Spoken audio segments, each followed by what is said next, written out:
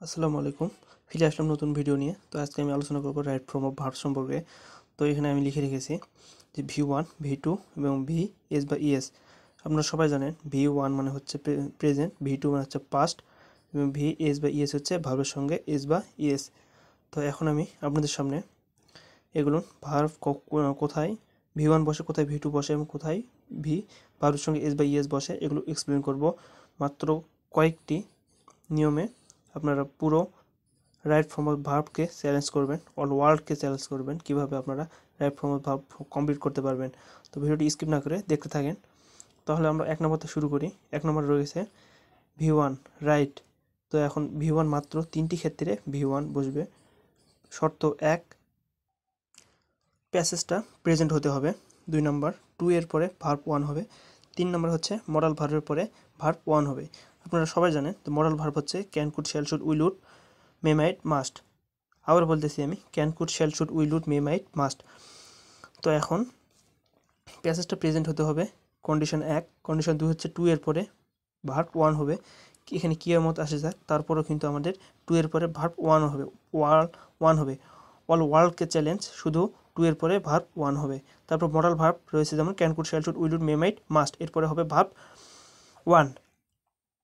তো এখন আমরা এই 1 নম্বর থেকে মুক্ত হলাম। তো এখন আমরা 2 নম্বর দিকে দেখব।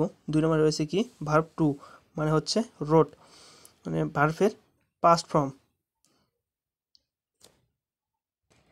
আপনারা হয়তো বলে থাকবেন এখন যে ভাইয়া আপনি এক্সাম্পল দিচ্ছেন না কেন? তো এক্সাম্পল দিব আমি, আমার ভিডিও শেষে এক্সাম্পল দিয়ে দেবো। 3টার এক্সাম্পল দেবো, আপনারা সেখান থেকে সহজে কালেক্ট করে নেবেন এবং বুঝতে কত অসুবিধা হলে আমাকে জানাবেন। তো এখন ভিডিও সম্পর্কে আলোচনা করব।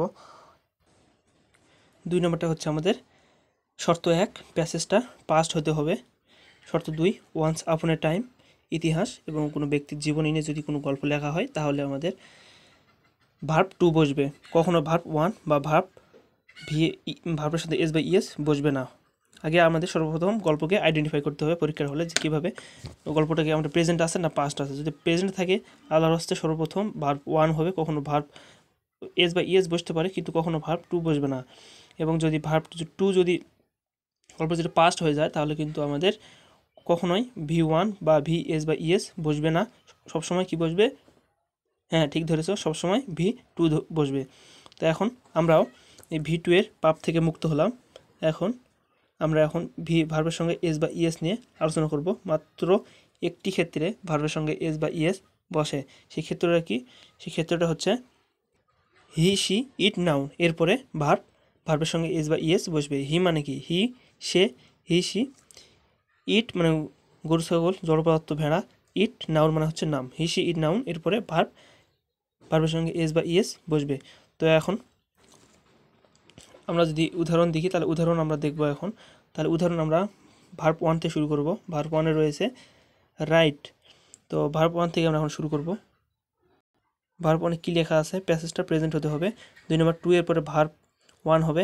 3 নম্বর, মডাল ভার্বের পরে ভার্ব 1 হবে। এই 3টার এক্সাম্পল আমরা এখন দিয়ে দেবো এখানে।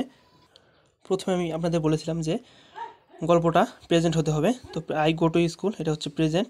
তারপর গল্পটা প্রেজেন্ট হতে হবে এবং টু এর পরে প্রেজেন্ট হবে। তো এখানে লক্ষ্য করেন, এটা হচ্ছে আমার কিন্তু গল্পটা প্রেজেন্ট, এই কারণে কিন্তু আই গো টু স্কুল এটা কোনো আমাদের পরিবর্তন হয়নি। এবং 2 নম্বরটা লক্ষ্য করেন, I want to go to school. আমি কী বলছিলাম? টু এর পরে সবসময় অলওয়েজ প্রেজেন্ট টেন্স হবে, কখনোই পাস্ট বা এস বা ইএস হবে না। অল ওয়ার্ল্ডকে চ্যালেঞ্জ করবা। তো এখানে I want to go to school, এখানে হচ্ছে টু এর পরে হচ্ছে আমাদের এই গোটা হচ্ছে present. I want to go to school. 3 নম্বরটা লক্ষ্য করেন, হি ক্যান ডু ইট। আমি আপনাদের প্রথমে বলছিলাম যে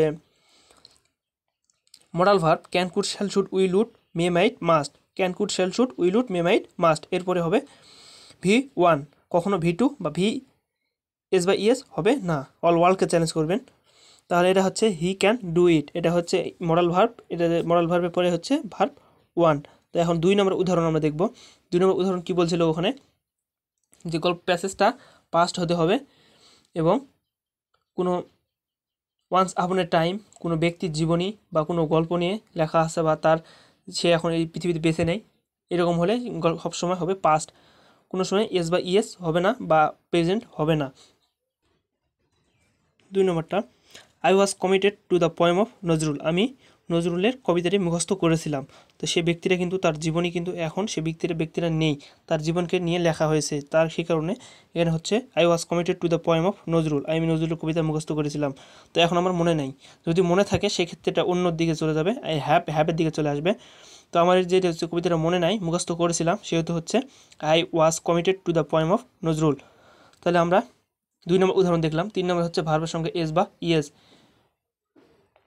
ভার্ব মাত্র একটি ক্ষেত্রে ভার্বের সঙ্গে এস বা ইএস বসবে, সেটা হচ্ছে হি সি ইট নাউন, এরপরে ভার্বের সঙ্গে এস বা ইএস বসবে। শর্ত কি? শর্ত হচ্ছে প্যাসেজটা প্রেজেন্ট হইতে হবে। 3 নম্বর, হি গো টু স্কুল এভরিডে। আমি বলছিলাম যে হি সি ইট নাউন এই ক্ষেত্রে অলওয়েজ ভার্বের সঙ্গে এস বা ইএস হবে, যদি ভার্ব প্যাসেজটা যদি প্রেজেন্টে থাকে। তাহলে এখানে লক্ষ্য করেন ভার্বটা কিন্তু আমাদের প্রেজেন্টে আছে, তাহলে হি এখানে গো না বসে কী হবে, এখানে এস বা ইএস হবে, এখানে হবে গোস, হি গোস টু স্কুল এভরিডে। এটা আমাদের আর গো হবে না, গোস হয়ে যাবে। তো আশা করি আপনাদের আমি বোঝাতে পারছি।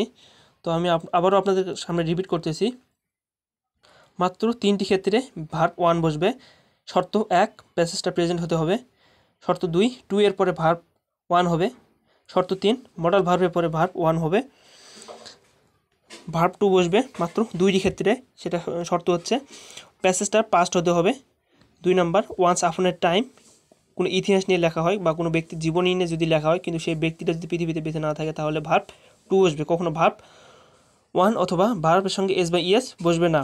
3 নম্বর শর্ত হচ্ছে ভার্বের সঙ্গে এস বা ইএস, ভার্বের সঙ্গে এস বা ইএস মাত্র একটি ক্ষেত্রে বসবে, সেটা হচ্ছে হি সি ইট নাউন। কোনো ছেলেমেয়েকে কী বলা হয়, হি বা সি। কোনো জড় পদার্থ, ভেড়া, গরু, বকরি, ছাগল ইত্যাদিকে কী বলা হয়, ইট। এবং কোনো কিছুর নামকে বলা হয় নাউন। তাহলে হি সি ইট নাউন, এরপরে আমাদের সবসময় ভার্বের সঙ্গে এস বা ইএস বসবে, কখনো ভার্বের সঙ্গে V2 বসবে না। শর্ত কি? শর্ত আমি কিন্তু বারবার করে বলতেছি, লক্ষ্য করেন আপনারা। শর্ত হচ্ছে প্যাসেজটা প্রেজেন্ট হতে হবে। তো আপনাদের আমি উদাহরণ সহকারে দেখালাম। তো আপনারা জানা থাকবেন যে মডাল ভার্বটা কি। মডাল ভার্ব আমি এখন লিখে দিচ্ছি আপনাদের।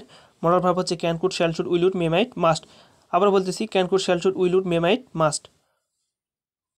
এটা হচ্ছে আমাদের modal verb, can, could, shall, should, will, would, may, might, must. তো আমি আশা করছি আপনাদের বোঝাতে পারছি আমি।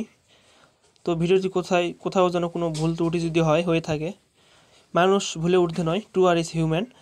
তো আপনাদের আমার এই কথার দ্বারাই আপনাদের কোথাও যেন খারাপ লাগা থাকে বা কোথাও কোনো ভুল ত্রুটি হয়ে থাকে, তাহলে আমাকে অনুগ্রহ করে ক্ষমা করে দেবেন।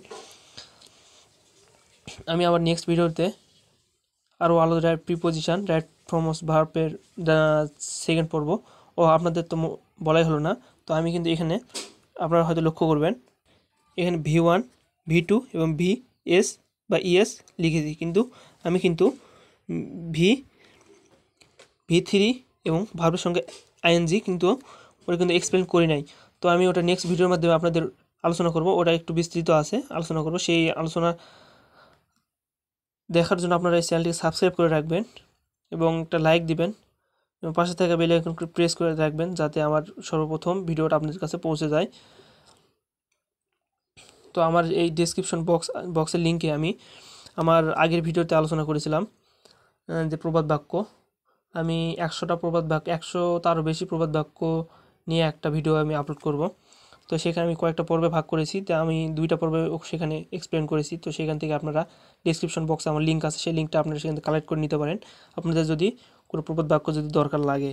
আর যদি ইংলিশ ক্ষেত্রে কোনো যে গ্রামাটিক্যাল সাইট আপনাদের যদি অসুবিধা থাকে, আমাকে অনুগ্রহ করে জানাবেন, আমি আমার সাধ্যানুযায়ী আপনাদের বোঝানোর চেষ্টা করব।